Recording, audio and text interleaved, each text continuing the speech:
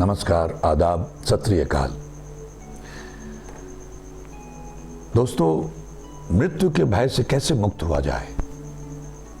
छोटे से छोटे आदमी से लेकर बड़े से बड़े आदमी को मृत्यु का भय है। इससे कैसे मुक्त हुआ जाए। मेरी तुच्छ बुद्धि के मुताबिक हमको अच्छे विद्यार्थी बनना चाहिए। अच्छे विद्यार्थी, मृत्यु के भय से बचने का अच्छे विद्यार्थी से क्या ताल्लुक। अच्छे विद्यार्थी को रिजल्ट का डर नहीं रहता, रिजल्ट का इंतजार रहता है, क्योंकि उसने मेहनत की है। उसको तरक्की मिलेगी, प्रमोशन मिलेगी, अगली क्लास में जाएगा, इसलिए उसको रिजल्ट का इंतजार रहता है। मृत्यु क्या है? रिजल्ट है। एक हमारा जन्म हुआ, एक हमारी मृत्यु।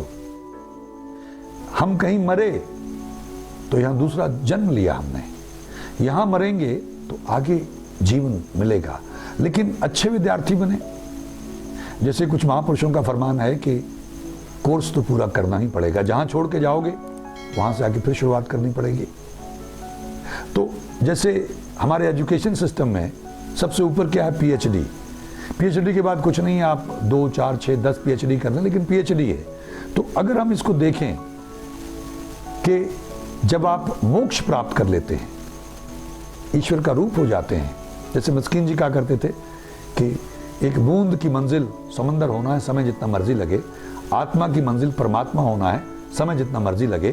तो परमात्मा होना पीएचडी है, डेस्टिनेशन है, मंजिल है। तो ये कोर्स पीएचडी तक का है, परमात्मा होने तक का है। पूरा तो करना पड़ेगा, कोई तरीका नहीं है, और बचने का कोई तरीका ही नहीं है। जहां तीसरी में छोड़ के जाओगे तो आगे तीसरी शुरू करना पड़ेगा, 10वीं तक छोड़ के जाओगे 10वीं शुरू करना पड़ेगा। तो फिर हम अच्छे विद्यार्थी क्यों ना बने?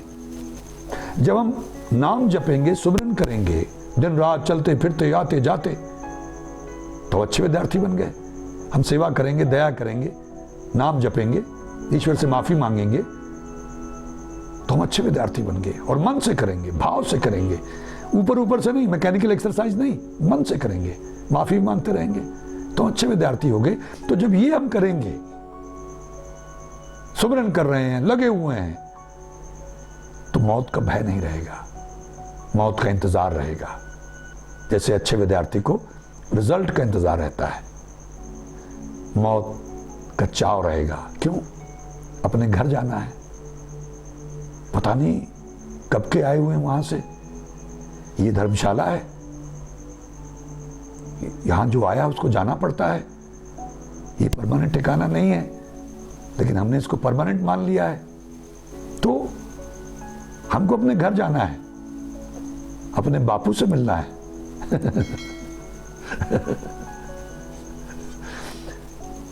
गुरु साहब कहते हैं, देहो सजन सीसड़ियां जो होवे साहब सो मेल। मुझे आशीर्वाद दो कि मेरे साहब से, मेरे मालिक से मेरा मिलाप हो जाए। ये तो घर घर संदेश आता रहता है। तो जब प्रमोशन होगी, ये तो रिन्यूअल है। ये शरीर जर्जर हो गया है, साथ में आपने नाम की कमाई की है, तभी तो आप दोबारा पैदा होंगे। अगर आपका हिसाब रह गया है तो, अगर आप जप नहीं पाए हैं, मोक्ष तक नहीं पहुंच पाए, पीएचडी तक नहीं पहुंच पाए हैं, तो आपको मृत्यु का इंतजार रहेगा। जैसे पुराने बुजुर्गों को देखा, जब ट्रेन लेट आती थी तो पहले ही सामान वगैरह बांध के वो स्टेशन पे आके बैठ जाते थे, इंतजार करते रहते थे। तो आप भी जब उस मालिक से जुड़ जाएंगे, नाम जपने लग जाएंगे, तो जैसे आपने देखा ना, अक्सर ट्रेन को देखते हैं ट्रैक पे, ऐसे दूर से देखते हैं कहीं आ रही कि नहीं आ रही। ऐसे मौत का इंतजार रहेगा कि मेरी ट्रेन कब आएगी, मुझे अपने घर जाना है। जैसे बच्चा रोता है, बिलखता है, मुझे पापा के पास जाना है, मुझे मम्मी के पास जाना है, मुझे अपने घर जाना है, मुझे अपने मालिक के पास जाना है, मुझे अपने साहब के पास जाना है। फिर मौत की प्रतीक्षा रहेगी, और जब मौत आएगी तो हमारे चेहरे पे भय नहीं रहेगा, मुस्कुराहट होगी, खुशी होगी, शुक्र होगा उस मालिक का कि आखिर वो समय आ ही गया जब मेरी यात्रा शुरू होगी, जब मैं अपने घर जाऊंगा। अगर मैं वहां तक नहीं पहुंच पाया तो मैं देखूंगा मुझे कितने नंबर मिले, मैं किस लेवल पे पहुंचा। जिनके होठों पे हंसी, पांव में छाले होंगे, बस वही लोग तुझे चाहने वाले होंगे। अंखड़ियां झाई पड़ी, पंथ निहार निहार, जी भड़ियां छाला पड़या, राम पुकार पुकार। तेरा नाम लेते लेते जब जीभ में छाले पड़ गए, आंखें झाई पड़ी हैं, पंथ निहारते निहारते, तो जब वो मौका आएगा, चाहे जितने भी छाले पड़े हों, चाहे जीभ पे, चाहे जिस्म पे, कि जिनके होठों पे हंसी, पांव में छाले होंगे वहां तो उत्सव होगा, खुशी होगी, सेलिब्रेशन होगी कि मैं घर जा रहा हूं। अगर फिर आना पड़ा तो इस अब की बार मैं एमए में छोड़ के जा रहा हूं, तो बचपन से ही एमए का कोर्स शुरू हो जाएगा। जो महापुरुष संसार में आए, जो अवतारी पुरुष आए, वो बचपन से ही पीएचडी थे, वो पीएचडी की बातें करते थे, वो हरि का रूप थे। तो अगर आप चाहते हो कि मौत का भय ना रहे तो अच्छे विद्यार्थी बने, ईश्वर का नाम जपें, सोते जागते। कई बार मेरे साथ होता था पहले कि आंख खुली तो मैं चौपाई साहब का पाठ कर रहा होता था सोते में, फिर थोड़ी देर में जागते में करता था और फिर सो जाता था, और वो चलता रहता था। कभी जपजी साहब का, ऐसे ही बहुत सारे सज्जनों के साथ, अभ्यासियों के साथ होता होगा कि आपकी आंख खुलती है तो कोई पाठ कर रहे होते हैं आप लोग, कई बार सपने में पाठ कर रहे होते हैं। तो सोते जागते गुरु साहब का फरमान है, नाम जपिए। खाते मैंने कहा कि कैसे इलाही दवा बनाया जाए अपने हर निवाले को, चबाते हुए भी उसका नाम। सैर करने गए तो हर कदम के साथ वाहिगुरु का नाम, एक ओंकार सतनाम वाहिगुरु या वाहिगुरु वाहिगुरु। तो हमारी जो आत्मा है उसकी सेहत भी बन रही है। हमने 15-20 हजार कदम चले, सैर की, 15-20 हजार उस मालिक का नाम लिया। हम खाना खाने लगे तो ईश्वर को याद किया, उसका धन्यवाद किया, भोग लगवाया, और उसके बाद में फिर हर निवाले के साथ चबाते हुए भी वाहिगुरु वाहिगुरु करते उसको इलाही दवा बना लिया। हमने वो भी सार्थक कर लिया। हम सोने गए तो रात को भजन लगा दिया, चेतन सुन रहा है।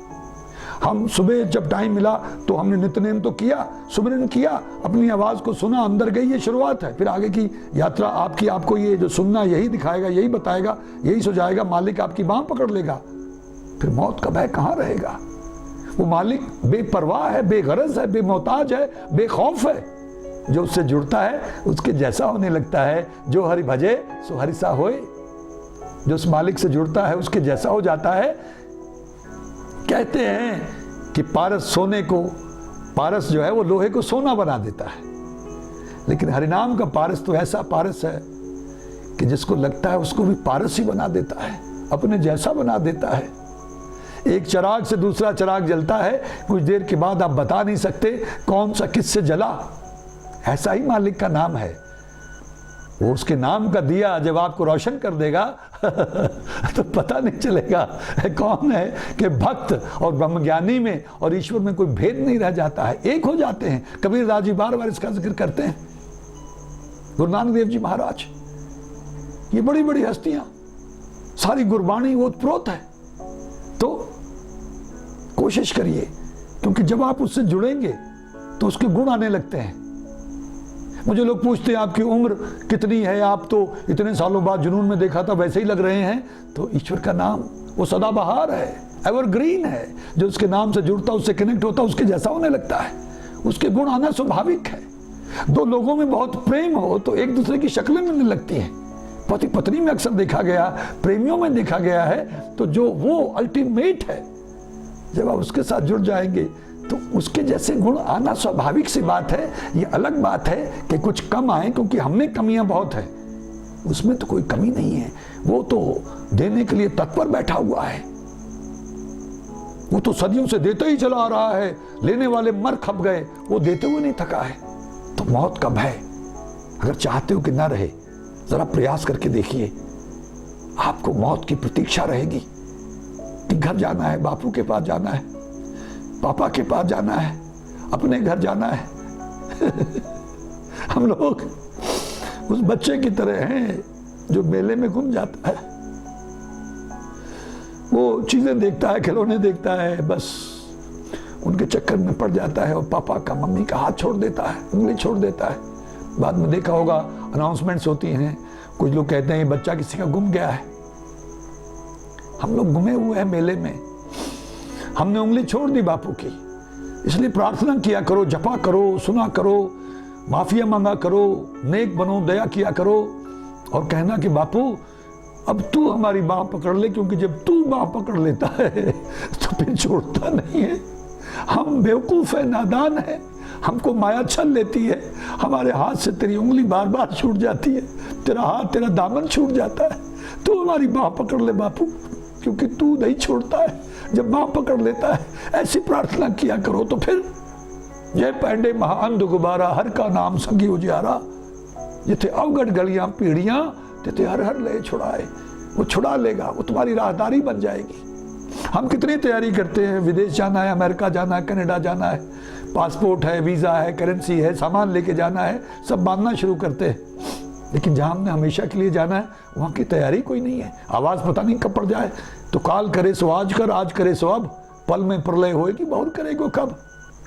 आज से, अभी से शुरू करिए, जपिए। नहीं जपने की आदत है, सुनिए, लगा दीजिए रात को रिपीट पे, दिन में कान में लगा के सुनिए, सवेरे उठ के वाहिगुरु वाहिगुरु का जाप करिए, आंखें बंद करके सुनिए। कुछ मित्रों का फोन आया मुझे कि उन्होंने शुरू किया, इतना वैराग्य बना। मैंने कहा कृपा है।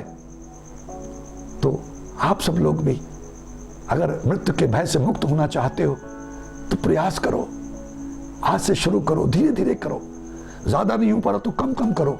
वो 1 मिनट वाला पावर डोज, वो हर निवाले को इलाही दवा बनाने वाला तरीका, वो सब जिससे भी तरीके इस्तेमाल कर, तो रात को लगा के सोने वाला, दिन में कान में लगा के सुनने वाला, पाठ करके जितना भी आप कर, अपनी आवाज़ को सुनना जितना भी कर सकते हो करो भाई। मेरी ये करबद्ध प्रार्थना है। और अगर कुछ लोग लग जाएंगे, अगर कुछ लोग जुड़ जाएंगे और मेरी प्रार्थना स्वीकार करके शुरू कर देंगे तो मैं आपका ऋणी रहूँगा, मेरा रोम रोम आपका ऋणी रहेगा, मैं आपका कर्जदार रहूँगा इस जन्म में भी, अगर मेरा कहीं फिर जन्म हुआ तब भी, और किसी दूसरी दुनिया वाला तब भी मैं आप लोगों का कर्जदार रहूँगा, क्योंकि आपकी 7 पुश्तों का उद्धार होगा, आपकी कुल का उद्धार होगा और मेरे जैसा निर्गुण पुण्य कमाता रहेगा। क्योंकि ये एक ऐसी कमाई है, ये एक ऐसा व्यापार है हरिनाम का कि इसमें घाटा होता ही नहीं है। और आप लोग ऐसे पौधे होंगे कि जिसका फल हमेशा आता रहेगा, हमेशा आता रहेगा। ये ऐसा धंधा है, ये ऐसा व्यापार है। तो किसी मुगालते में, किसी गलतफहमी में, किसी दुविधा में मत रहना और टाइम को वेस्ट मत करो। जितनी जल्दी हो सकता है शुरू करो, कम कम शुरू कर लो, लेकिन शुरू करो। आप सबका बहुत बहुत धन्यवाद। ईश्वर हम सबका भला करे। नमस्कार, जय हिंद, जय भारत।